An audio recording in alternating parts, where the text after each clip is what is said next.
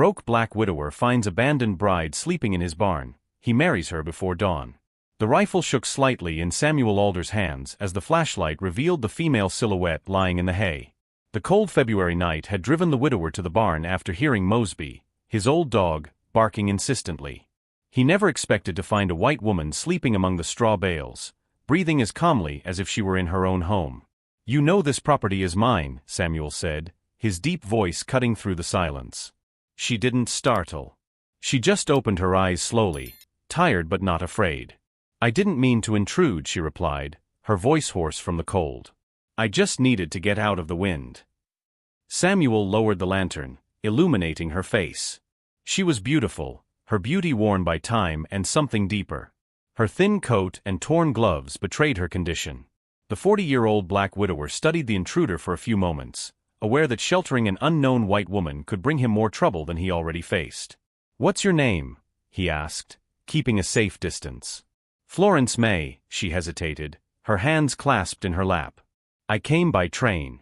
I got off 2 days ago. I've been walking ever since." "Where were you going?" Florence looked up, something passing between them. Not recognition, but a connection, two people who had weathered storms without asking anyone for help. "I was looking for Samuel Alder," she said simply. The lantern shook in his hand. For a moment, Samuel thought the wind had deceived his ears. "You found him," he replied. "I had a letter," Florence murmured. "From you. It said you needed someone kind." Samuel felt something tighten in his chest. "I never sent any letter." "Perhaps you did." The words hung in the frosty air of the barn. Samuel didn't know what to say. He had indeed written a letter, on a night of despair after 2 years alone raising Rosie, his 4-year-old daughter. A letter never sent, folded and tucked away in his desk drawer. The town of Bristle Creek had not been kind to Samuel since Miriam's death. People tolerated a black man owning land only because his late wife had been respected in the community. Now the whispers followed him. Merchants charged him more, banks refused him loans, and it was only a matter of time before he lost everything. "You can't sleep out here," he finally said. "Come inside. There's soup and a fire." Florence followed him silently through the snow, while Mosby walked beside her as if he had known her for years. The house was simple, marked by the absence of women. A dusty portrait of a fair-skinned woman with a gentle smile was the only adornment on the worn walls. Rosie slept in the small bedroom, her stuffed rabbit clutched tightly in her arms. The girl, with skin as fair as her mother's and hair as curly as her father's, was all that remained of his marriage, a marriage the town had never truly accepted but tolerated in silence. Florence ate slowly, grateful for the soup. Samuel watched her face in the firelight. There was dignity there, even in the midst of despair. "Why would a white woman travel alone looking for a black man she's never met?" he finally asked. "Because there was nothing left where I was," she replied bluntly. "The owner of the store where I worked asked for things I couldn't give. I refused. I lost my job. I lost my room. There was nowhere left for me." Samuel understood. Displaced people recognize each other. "Can I stay until the storm passes?" Florence asked softly. "You can stay as long as you need," he replied, surprising himself. What no one in that town could have imagined was that this unlikely encounter would be just the beginning of something that would shake the very foundations of Bristle Creek. While Florence slept in the guest room, Samuel lay awake, staring at the unsent letter and thinking about how fate had brought a stranger to his door on the night the bank had threatened to take his property. What the prejudiced residents of Bristle Creek would never suspect is that Samuel Alder wasn't just a quiet widower struggling to survive. He was a man who had already devised a plan to preserve his family's legacy, just waiting for the final piece to fall into place. And Florence May, with her tired eyes and untouched dignity, might be just what he needed. If this story of prejudice and survival against all odds has touched your heart, don't forget to sign up to find out how a black widower and an abandoned white woman would turn their unlikely encounter into something no one in that town would ever forget. Dawn arrived with the promise of another cruel day in Bristle Creek. Samuel watched Florence prepare porridge for Rosie, who stared at her with quiet curiosity. The girl had woken up confused to find a stranger in the kitchen, but a gentle smile from Florence was enough for her little hands to reach out in trust. "You have a lovely daughter," Florence commented when Samuel finally sat down at the table. "She looks like her mother," he replied, watching the sun's rays touch his daughter's light hair. The dream of that land had first belonged to his father, who worked as a sharecropper until he bought the first few acres. Samuel expanded the property after returning from the war, where he served as a tank mechanic. It was there that he met Miriam, a sweet-eyed volunteer nurse who didn't mind the difference in color between them. They married at a time when interracial marriages were still illegal in many states. They chose Bristle Creek for its apparent tranquility, but prejudice simply wore velvet gloves there. Now, with Miriam dead, the gloves were off. "I need to go to the bank today," Samuel said, finishing his coffee. "It's not safe for you to be alone in town, but I can't leave you here either." "I'll go with you," Florence replied without hesitation. "As your housekeeper." A subtle smile crossed Samuel's face. The woman was quick to understand. The wagon jolted along the uneven road to town. In the passenger seat, Florence wore one of Miriam's old hats, her face partially covered. Rosie slept peacefully between them. Mr. Alder. Thomas Cooper, the bank manager, was the first to notice them entering the establishment. His smile didn't reach his eyes. "I was wondering when we'd see you. The deadline is tomorrow." "I came to discuss an extension," Samuel replied calmly. Cooper looked at Florence, who kept her head down, holding Rosie's hand. "And who do we have here?" "Miss May, my new housekeeper," Samuel replied without hesitation. "She takes care of my daughter." The banker studied Florence for a moment. "Interesting. I don't see many white women working for, well, you understand." "Fair pay attracts good workers, regardless of color," Samuel replied. "About my payments?" "Yes, of course," Cooper indicated his private office. "Come, let's discuss your options." Inside the room, Cooper closed the door, leaving Florence and Rosie in the main area of the bank. The smile disappeared. "Let's be direct, Alder. An extension is not possible. In fact, I had an offer for your property this morning. Judge Harmon is interested in the land to expand his business." "My property is not for sale," Samuel replied calmly. "And I have until tomorrow to get my situation in order." "Be realistic," Cooper laughed, lowering his voice. "A man of your condition shouldn't have had that land in the first place. You were only tolerated while your wife was alive. Consider yourself lucky we're giving you some compensation to start over somewhere else." Samuel kept his expression impassive, though his jaw was tense. "How much?" Cooper pushed a piece of paper across the desk. The amount was an insult, less than a third of the property's real value. "Can I have the money tomorrow?" Samuel asked, surprising Cooper with his apparent surrender. "Certainly. But we'll need the signed documents first." Samuel nodded, rising. "I'll bring my answer in the morning." Outside the bank, Florence noticed the tension in his shoulders. "What happened?" "What I expected," he replied, leading her down the sidewalk. "The judge wants our land. And the bank is facilitating it." As they walked, an elegant carriage stopped nearby. Out stepped Eleanor Harmon, the judge's wife, accompanied by two friends. Her eyes landed on Florence with predatory interest. "Samuel Alder," she called out with false cordiality. "What a surprise to see you in town. And with a new employee, I presume." "Mrs. Harmon," Samuel greeted her with a polite nod. "This is Miss May." Florence curtsied discreetly, her eyes downcast. "Fascinating," Eleanor smiled. "Perhaps you might consider working for a more established family when Mr. Alder needs to move on. We pay very well." "I appreciate your offer, ma'am," Florence replied in a soft voice. "But I am committed to the Alder family." Something flashed in Mrs. Harmon's eyes, suspicion, perhaps curiosity. "As you wish. It's a pity. I hear you'll soon need to look for new arrangements." On their way home, they stopped at the small barber shop on the edge of town. The sign said closed, but Samuel knocked 3 times on the back door. "I knew you'd come," said Moses Jackson, a dark-skinned man with gray hair who opened the back door. His curious gaze assessed Florence. "Is this her?" Samuel nodded. "Florence, this is Moses. An old friend of my father's and our lawyer." "Lawyer?" Florence looked surprised. "He graduated from Howard, even though no one here will allow him to practice officially," Moses explained, inviting them in. "So, did you find the letter?" "She found it," Samuel replied. Just as we planned, although I still don't understand how it got to her. The revelation took Florence by surprise. You planned this? Moses smiled. Samuel wrote several letters.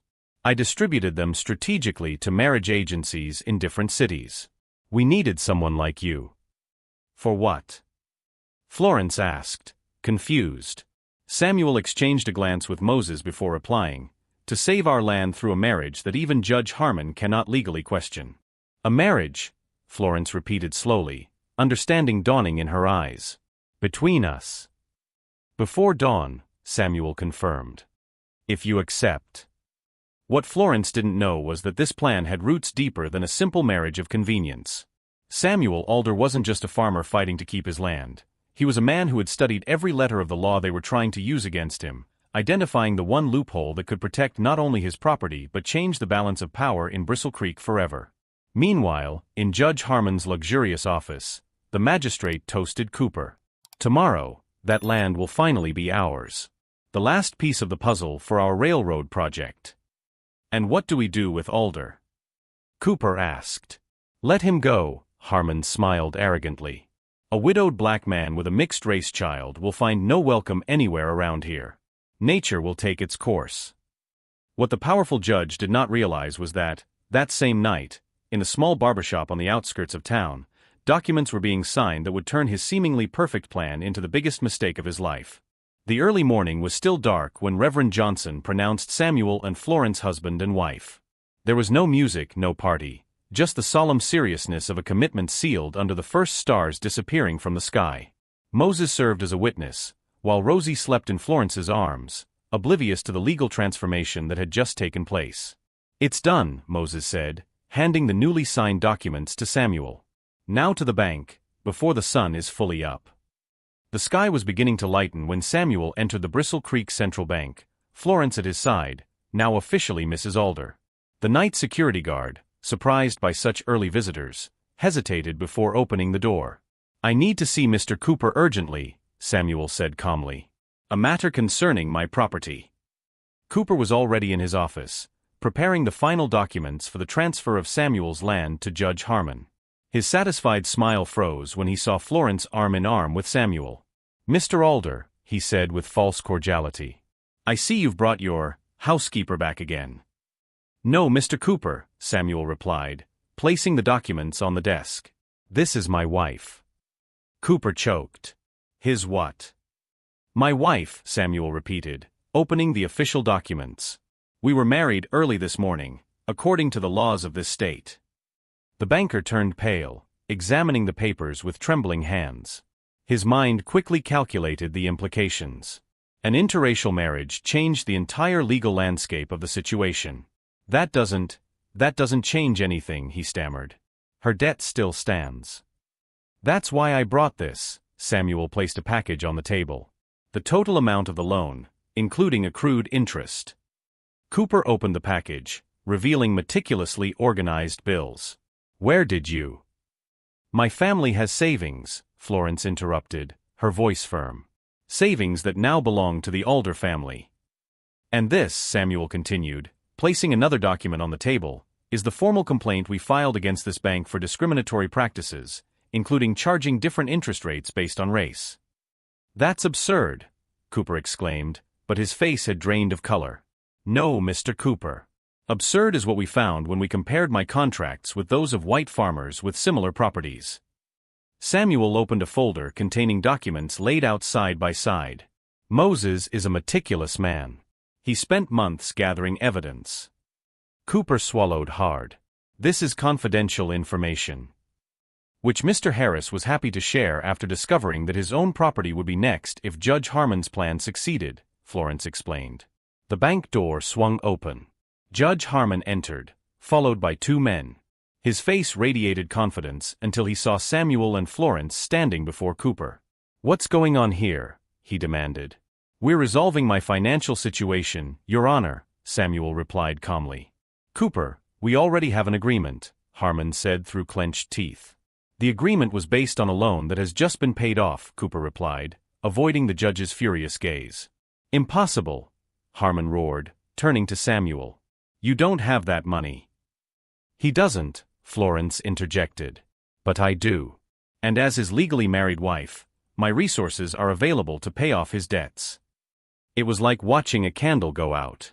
Understanding hit Harmon in visible waves. First confusion, then shock, and finally impotent rage. This is fraud, he hissed. You can't. Mary, interrupted Moses, stepping into the bench with several papers. Actually, you can, Your Honor. The Supreme Court ruled in Loving v. Virginia, 1967.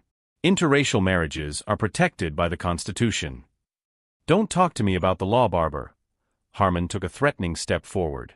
Attorney, Moses corrected. Graduated from Howard with honors, even though you blocked my local license for years. And I brought this. Moses handed an envelope to the judge, who opened it with trembling fingers. His face turned into a mask of horror.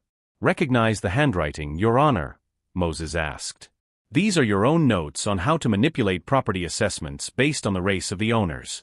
Documents the Federal Commission will be very interested in examining. Where did you get this? Harmon whispered. Your housekeeper, Moses smiled. The one you fired for being too old, even though she had served your family for 30 years. She kept much more than just your dirty clothes. The judge staggered to a chair, defeated. His empire, built on systematic discrimination and legal manipulation, was crumbling before his eyes. You're ruined, he whispered to Samuel. No, Your Honor, Samuel replied calmly. I'm free. It is you who are ruined. As they left the bench, the rising sun bathed Bristle Creek in golden light. Florence squeezed Samuel's hand, and Moses smiled, carrying Rosie asleep. How long have you been planning this? Florence asked softly. Since Miriam died and I realized they would come after our land, Samuel replied. What I didn't plan was you. What do you mean? The plan was to find someone willing to agree to a temporary legal arrangement, he explained. I didn't expect to find someone I could really feel something for. The shock spread through Bristle Creek like wildfire. First there were whispers, then headlines in the local newspaper. Judge Harmon investigated for fraud and discrimination. The evidence was irrefutable: documents, testimony from former employees, patterns of court decisions that systematically favored certain groups. The empire Harmon had built over decades crumbled in weeks. 3 months after the confrontation at the bank, Samuel, Florence, and Rosie sat on the porch of their now completely renovated home. The mortgage had been paid off, and the Alder lands not only remained theirs, but had expanded. Mr. Alder. A carriage pulled up at the entrance to the property. Eleanor Harmon stepped out, unrecognizable in her simple dress and hair without its usual adornments.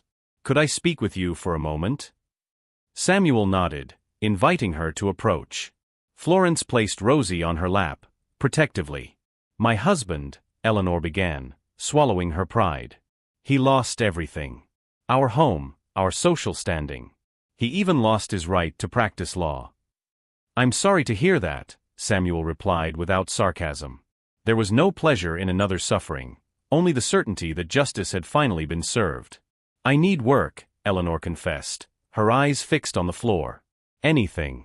No one else in Bristle Creek will help us.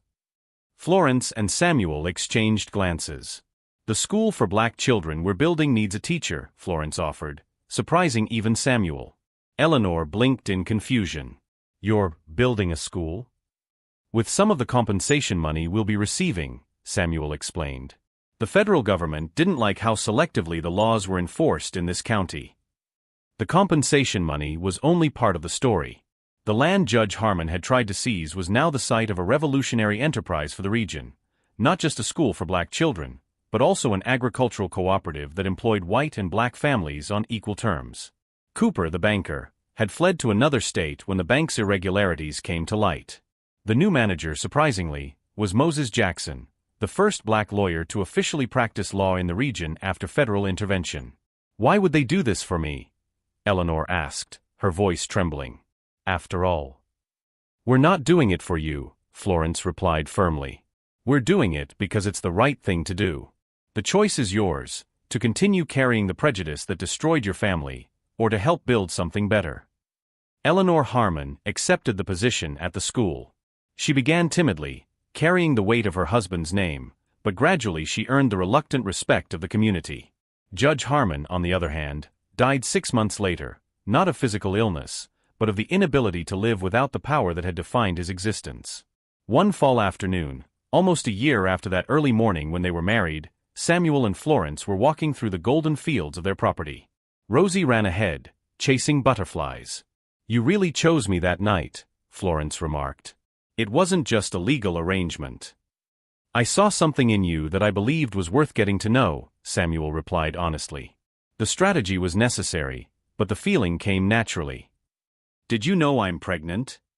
Florence revealed, a smile lighting up her face. Samuel stopped, surprised. His hand sought hers.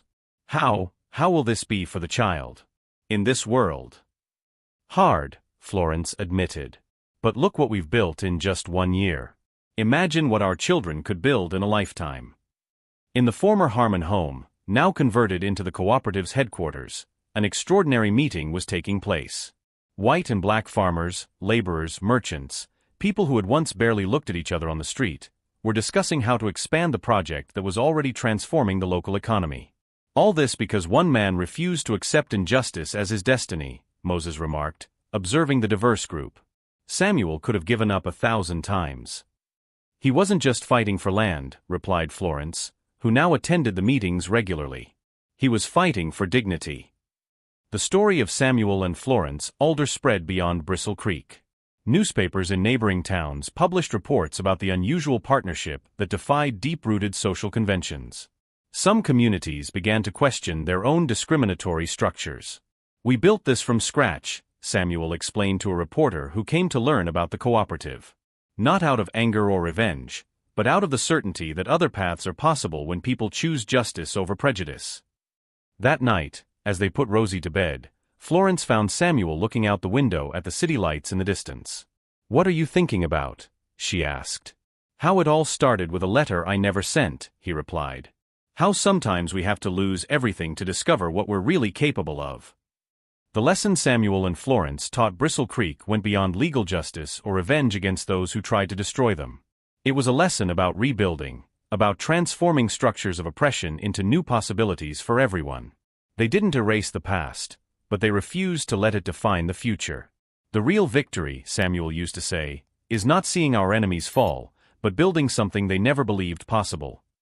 If this story has shown that justice sometimes comes in unexpected ways and that dignity can flourish even in the most hostile of environments, don't forget to sign up for more stories that reveal how the courage of a few can transform the reality of many, even when all seems lost.